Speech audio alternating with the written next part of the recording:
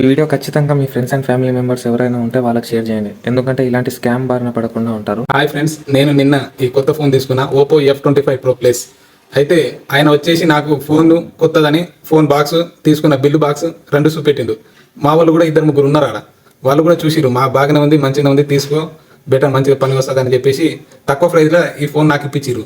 కానీ ఇప్పుడు తీరా చూస్తే సిమ్ వేసినాక ఇది 3D చైనా పీస్ అని చెప్పేసి ఫ్రాడ్ మొత్తం.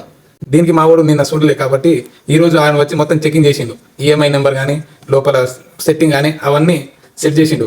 చూస్తే ఈ ఫోన్ ఫ్రాడ్ అని తెలిసింది. ఇది కొని 1 month కూడా అవుతలేదని చెప్పి అయితే మనోడికి సెల్ చేసిండు. ఫోన్ వచ్చేసి ఓపో F25 Pro. లేబర్ అని చెప్పి ఊరికి పోవడానికి పైసలు లేవని చెప్పి తక్కువ ప్రైస్కి అమ్ముతున్నా అని చెప్పి బిల్లు బాక్స్ చూపించి మనోడికి అమ్మేసి అయితే వెళ్ళిపోయాడు. IMEI నెంబర్ చెక్ చేస్తే ఏదో ఫోన్ చూపిస్తుంది, మీకు ఫోటో కూడా పెడతా కింద. పాత చైనా ఫోన్ చూపిస్తుంది. ఇందులో మీరు గుర్తుపెట్టుకోవాల్సిన విషయం ఏంటంటే IMEI నెంబర్ చెక్ చేయండి. మీకు వెబ్సైట్ కామెంట్ సెక్షన్లో పిన్ కామెంట్లో పెడతా. ఆ వెబ్సైట్లోకి వెళ్ళి మీరు చెక్ చేస్తే ఆ ఫోన్ ఏ మోడల్ అనేది చూపిస్తుంది. ఇందులో ఉన్న మదర్ బోర్డు ఆ చైనా ఫోన్ మోడల్ పెట్టేసి దీనికి బ్యాటరీ, ఒక డిస్ప్లే, బయట ఓపో F25 Pro బాడీ పెట్టేసిరు. ఏమేమి చూడాలంటే ఫస్ట్ కెమెరా చెక్ చేసుకోండి, UI చెక్ చేసుకోండి, లేటెస్ట్ ఉందా కాదా అని చెప్పి చూసి కొనండి. ఫోన్ కొనే ముందు ఇట్లా ఫోన్ కనిపిస్తుంది కదా అని మంచిది అనుకోకండి ప్రతిదీ. నేను ఇక్కడ లేనందుకు మా వాడు అంత కథ చేసిండు. ఇంకా లైక్ ఇప్పుడు PS అయితే కంప్లైంట్ ఇద్దాం అనుకుంటా.